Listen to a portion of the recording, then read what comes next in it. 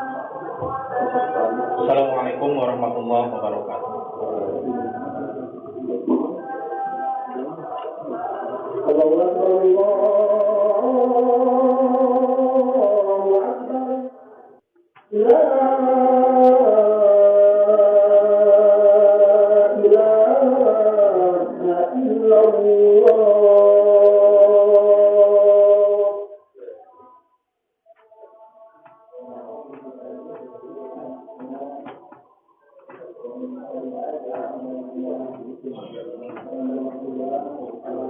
Alhamdulillahilladzi an'amana bi ni'matil iman wal islam wa hiya afdhalun ni'am. Asyhadu an la ilaha illallah wahdahu la syarika lah wa asyhadu anna Muhammadan abduhu wa rasuluhu alladzi la nabiyya wa la rasula ba'dahu.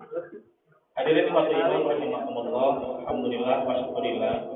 Pada kesempatan hari ini Allah Subhanahu wa taala masih memberikan kepada kita nikmat iman, nikmat Islam, nikmat sehat lahir maupun batin.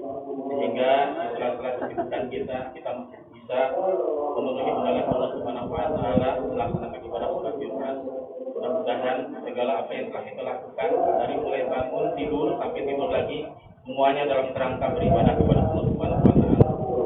Ikhwatu iman rahimakumullah, salawat serta salam semoga tercurah dilimpahkan kepada junjungan Nabi besar Muhammad sallallahu alaihi wasallam, kepada keluarganya, para sahabat-sahabatnya, tabi'in, tak lupa bagi kita sekalian selaku umatnya yang insya Allah akan senantiasa melaksanakan, menegakkan apa yang menjadi sunnah-sunnahnya. Ikhwatu iman rahimakumullah, semoga langkah demi langkah kaki yang kita langkahkan dari tempatnya masing-masing menuju ke tempat ini, Allah Subhanahu wa taala langkah kaki yang kita langkahkan akan ditinggikan derajat kita di mata Allah Subhanahu wa taala, dan kaki yang lain itu akan meruntuhkan atau menggugurkan setiap dosa-dosa dan kesalahan-kesalahan kita. Oleh karena itu, bagi orang-orang yang senantiasa taat kepada Allah dalam upaya melaksanakan ibadah sholat, insya Allah akan terhapus segala mudah dan dosa-dosa. Ikhwatu iman rahimakumullah, jangankan ketika kita melaksanakan ibadah sholat, waktu wudhu saja itu semua seiring dengan air yang jatuh daripada tubuh-tubuh kita yang terkena wudhu, semuanya akan dihapuskan segala mudah dan dosa-dosanya. Apa yang telah kita lakukan dengan lisan kita, apa yang telah kita lakukan dengan tangan kita, apa yang telah kita lakukan dengan mata kita, jikalau kita melaksanakan sholat dari wudhunya saja, insya Allah Allah Subhanahu wa taala akan menggugurkan setiap dosa dan kesalahan kita. Apalagi salah satu daripada riwayat menyatakan, ketika ada seorang sahabat mengatakan, wahai Rasulullah, saya ingin tahu apa pahala daripada dosa-dosa yang kita, apa pahala dari kita melaksanakan sholat wajib. Karena yang sering kita dengar adalah pahala-pahala dari sholat sunnah. Kata Rasulullah, jikalau di depan rumahmu ada sungai yang airnya bersih, lalu kalian mandi 1 hari 5 kali, maka apakah ada kotoran-kotoran di badanmu? Rasulullah sambil bertanya seperti itu. Maka para sahabat serentak menjawab, tidak ada ya Rasulullah. Segala kotoran-kotoran yang di badan kita akan senantiasa bersih dengan kita melaksanakan mandi 5 kali sehari. Dan itulah ketika kita melaksanakan sholat, insya Allah Allah Subhanahu wa taala akan menggugurkan setiap dosa-dosa dan kesalahan kita. Apabila kita melaksanakan sholat zuhur, maka dosa-dosa yang kita lakukan dari subuh sampai zuhur, maka insya Allah akan gugur dengan kita melaksanakan atau menunaikan ibadah sholat zuhur. Apabila kita melaksanakan sholat asar, maka dosa-dosa yang kita lakukan dari zuhur sampai asar, insya Allah Allah akan setiap gugurkan dosa-dosa kita. Sampai pada akhirnya sampai Isya. Dari Isya sampai subuh, karena kita tidur itu tidak mungkin kita melakukan dosa. Hadirin ikhwati iman Allah.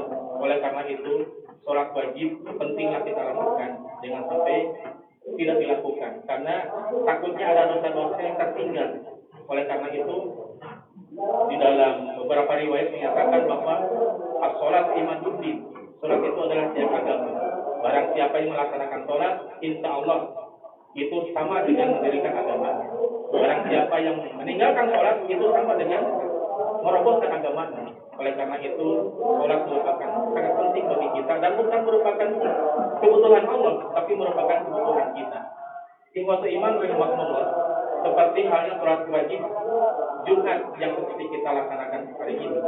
Di dalam Al-Quran dinyatakan, ya ayyuhalladzina amanu idza nudiya lis-sholati min yaumil jum'ah fas'au ila dzikrillah wa dzarul bai' dzalikum khairul lakum in kuntum ta'lamun. Kata Allah, wahai orang-orang yang beriman, apabila telah disuruh untuk melaksanakan sholat pada hari Jumat, maka segeralah kamu mengingat Allah dan tinggalkanlah jual beli. Yang demikian itu lebih baik bagimu jika kamu mengetahui. Ini ayat ini tercantum dalam surat Al-Jumu'ah. Oleh karena itu, Allah senantiasa mengingatkan kepada kita, jika sudah ada tiba hadirnya untuk melaksanakan sholat Jumat, maka segeralah kita memenuhi undangan Allah, yaitu dengan mengingat Allah dan melaksanakan sholat Jumat bersama-sama dengan yang lainnya. Jangan sampai kita terus disibukkan dengan kehidupan duniawi. Tinggalkan jual beli, kata Allah Subhanahu wa Ta'ala. Karena yang demikian itu lebih baik bagimu jika kamu mengetahui. Dalam riwayat dinyatakan dalam kitab Bulughul Maram, apa sih keuntungan bagi orang-orang yang melaksanakan sholat Jumat?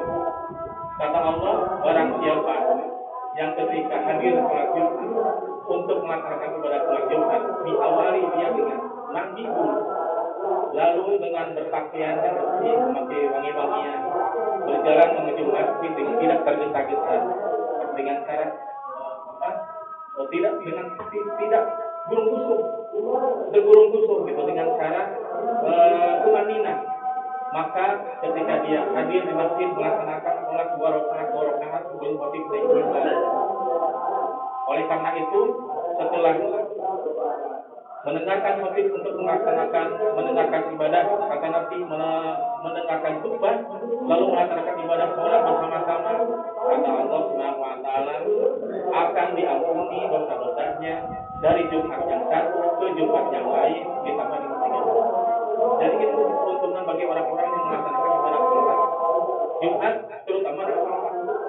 Di riwayat yang lain menyatakan bahwa barang siapa yang hadir pada Jumat untuk melaksanakan ibadah sholat Jumat, maka malaikat itu ada di depannya untuk mengambil siapa saja yang datang lebih awal. Dalam riwayat dinyatakan barang siapa yang datang lebih awal, maka pahalanya sama dia berkorban dengan seekor kurban.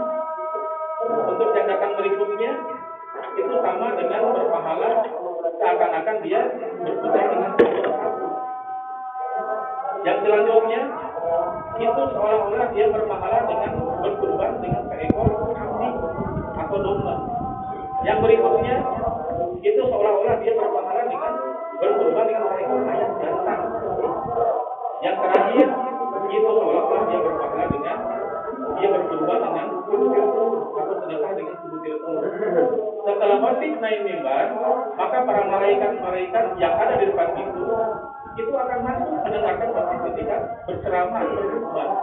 Dan untuk yang datang selanjutnya, keutamaan yang hadir ketika sholat Jumat itu tidak ada, kecuali hanya menggugurkan kewajiban sholat Jumat saja. Oleh karena itu, rugi kalau kita datang tertinggal, tidak mendapatkan keutamaan yang Allah hadirkan bagi orang-orang yang melaksanakan sholat Jumat di awal. Ikhwati iman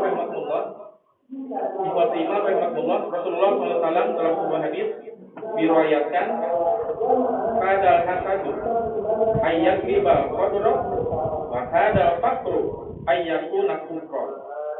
Hampir-hampir penyakit hasud atau iri hati mengalahkan derajat pangkat yang dimiliki seseorang, dan hampir-hampir kefakiran mengantarkan kepada kekufuran. Di sini menyatakan hadirin iman bahwa kita dengan meninggalkan jual beli, dengan meninggalkan kesibukan kita untuk menghadiri sholat Jumat, itu bukan berarti kita setelah sholat Jumat kita terlena-lena, tapi lanjutkan lagi pekerjaan kita. Karena Allah Subhanahu wa Ta'ala senantiasa memuliakan orang-orang yang mau bekerja. Seperti yang tercantum di dalam hadis dinyatakan bahwa barang siapa mencari kehidupan dunia dengan jalan yang halal karena menjaga kehormatannya dari suatu masalah dan niat usaha menafkahi keluarganya, menyantuni tetangganya yang kekurangan, maka kelak ia akan datang di hari kiamat dengan wajah bagaikan bulan di malam purnama. Dan barang siapa mencari dunia dengan jalan yang halal, namun karena niat menumpuk-numpukkannya hartanya, maka kelak ia akan bertemu dengan Allah dengan kondisi dibenci oleh Allah Subhanahu wa Ta'ala. Jadi niat kita lurus ketika kita bekerja, kita mendapatkan upah dari hasil pekerjaan kita untuk dinafkahi kepada keluarga kita, itu dimuliakan oleh Allah Subhanahu wa Ta'ala. Jangan sampai kita menumpuk harta tanpa kita memperdulikan siapa-siapa yang membutuhkan daripada harta kita, karena di dalam harta kita ada hak orang lain yang harus kita keluarkan. Oleh karena itu, di sini dicantumkan dalam hadis ini, barang siapa mencari kehidupan dunia dengan jalan yang halal karena menjaga kehormatannya dari suatu masalah dan yang susah menafkahi keluarganya atau menyantuni tetangganya yang kekurangan, maka kelak ia akan datang di hari kiamat dengan wajah bagaikan bulan di bulan purnama. Insya Allah bagi orang-orang yang bekerja keras mencari nafkah untuk memenuhi nafkahi keluarganya atau menyantuni tetangganya yang kekurangan, insya Allah akan hadirkan ayat baginya. Dan barang siapa mencari dunia dengan jalan yang halal, namun karena dia menumpuk harta dengan sifat pelit misalnya, maka kelak ia akan bertemu dengan Allah dengan kondisi dibenci oleh Allah Subhanahu wa Ta'ala. Imam rahimahullah dalam sebuah hadis Rasulullah SAW menganjurkan bagi orang yang bekerja, yaitu agar meniatkan diri untuk mencari rezeki yang halal. Meski demikian, kita tidak boleh lupa agar memperbaiki niat kita semata-mata untuk menjaga kehormatan diri dan agama, menafkahi keluarganya dari hasil kerja yang baik, serta tidak lupa untuk berderma kepada sesama. Ini semua berlaku untuk rezeki yang halal, hadirin. Maka ada ancaman, yaitu bagi seseorang yang bekerja hanya karena niat menumpuk harta, maka kelak akan bertemu dengan Allah dengan kondisi yang dibenci oleh Allah Subhanahu wa Ta'ala. Barang siapa dibenci oleh Allah, maka sudah pastilah neraka tempat kembalinya. Imam rahimahullah dalam sebuah catatan ketika Nabi Daud alaihissalam pergi meninggalkan kerjaannya, atau Nabi Daud ini seorang raja dan suatu ketika dia meninggalkan kerajaannya, kemudian salah satu daripada pelayannya yang dengan setia mendampinginya ditanya oleh sahabat mengenai kisah perjalanan beliau. Wahai pemuda, bagaimana pendapatmu tentang Daud? Jadi si pelayan itu ditanya oleh sahabat. Lantas orang yang dipanggil pemuda itu menjawab, Nabi Daud adalah sebaik-baik hamba, atau Raja Daud adalah sebaik-baik hamba. Dia memiliki sebuah pekerti yang belum pernah diketahui selama ini. Nah, orang itu bertanya lagi, wa ma hiya, apa itu? Pemuda ini menjawab, suatu ketika ia memakan dari baitul malnya kaum muslim. Karena sebagai raja ia boleh mendapatkan gaji darinya. Namun ketika itu ia menerima wahyu dari Allah Subhanahu wa Ta'ala betapa Allah Subhanahu wa Ta'ala mencintai seorang hamba yang makan dari hasil jerih payahnya sendiri, dari buah tangannya sendiri, dari hasil kerja kerasnya sendiri. Nah, setelah hadirnya ayat itu, maka Nabi Daud tidak lagi mengambil dana dari baitul mal untuk memenuhi kecukupan keluarganya atau gajinya. Oleh karena itu, ini merupakan uswatun hasanah bagi kita sekalian, bahwa Allah Subhanahu wa Ta'ala mencintai, memuliakan orang-orang yang bekerja keras, menafkahi keluarganya untuk memenuhi kebutuhan Allah Subhanahu wa Ta'ala. Seperti halnya Nabi Daud alaihissalam, dia orang raja, padahal halal untuk mendapatkan gaji dari baitul mal. Tapi ketika Allah hadirkan ayat ini, maka Nabi Daud tinggalkan, tidak menerima lagi gaji dari baitul mal, dan dia senantiasa melaksanakan aktivitas mencari nafkah. Imam rahimahullah selepas menerima wahyu itu, beliau segera beranjak menuju mihrab tempat dia bersujud, kembali menangis, terseduh-seduh, kembali merenung dan berdoa kepada Allah Subhanahu wa Ta'ala, ya Rabbi, alimni san'atan a'maluha biyadayya tuglini biha an baiti malil muslimin. Wahai Tuhanku, ajarkanlah kepadaku sebuah pekerti yang bisa aku kerjakan dengan tanganku dan mampu menghindarkan aku dari harta baitul malnya kaum muslim. Artinya, Nabi Daud minta petunjuk kepada Allah Subhanahu wa Ta'ala agar diberikan jalan untuk mencari nafkah. Nah, ternyata Doa Nabi Daud itu dikabulkan oleh Allah Subhanahu wa taala. Allah Subhanahu wa taala mengilhamkan kepadanya untuk memproduksi baju besi dan menundukkan besi. Artinya Nabi Daud diberikan kelebihan dengan tanda-tanda kebesaran Allah, yaitu mujizatnya Nabi Daud, yaitu bahwa dia itu bisa menundukkan besi. Bahkan di tangannya besi yang keras dapat menjadi bubur yang siap dibentuk sesuai dengan keinginannya. Itulah merupakan tanda-tanda kekuatan Allah yang hadirkan kepada Nabi Daud alaihissalam.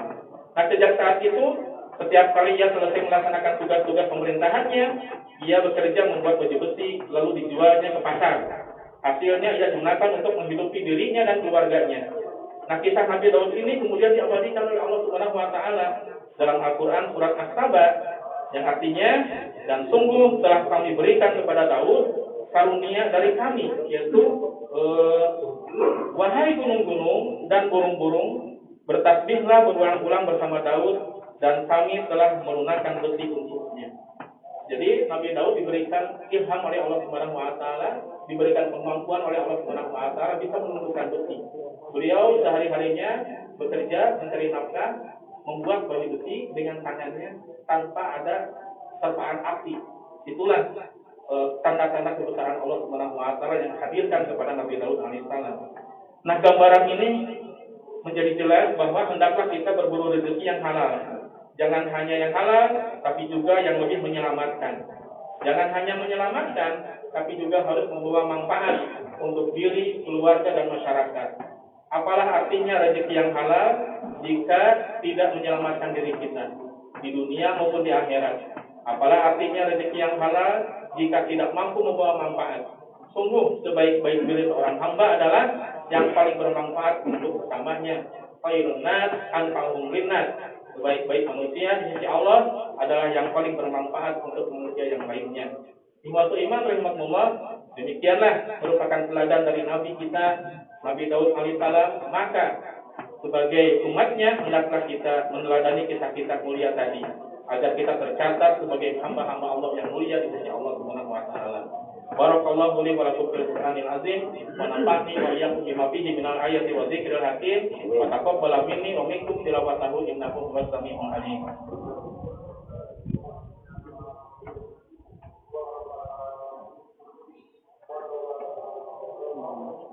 Alhamdulillahilladzi an'amana bi ni'matil iman wal islam wa hiya a'dhamu ni'am. Asyhadu an la ilaha illallah wahdahu la syarika lah wa asyhadu anna Muhammadan abduhu wa rasuluh alladzi la nabiyya wa rasula ba'da.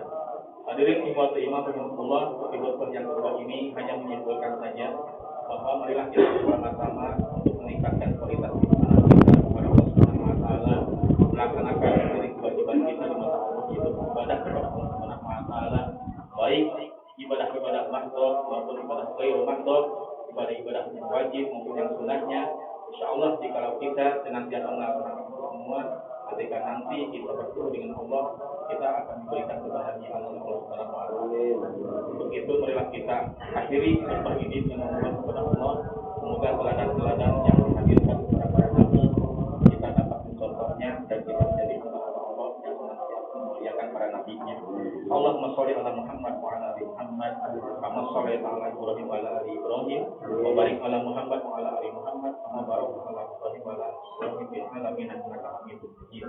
Allahumma ighfir lil muslimin wal muslimat mu'minin wal mu'minat al-ahya'i minhum wal amwat bi rahmatika ya arhamar rahimin.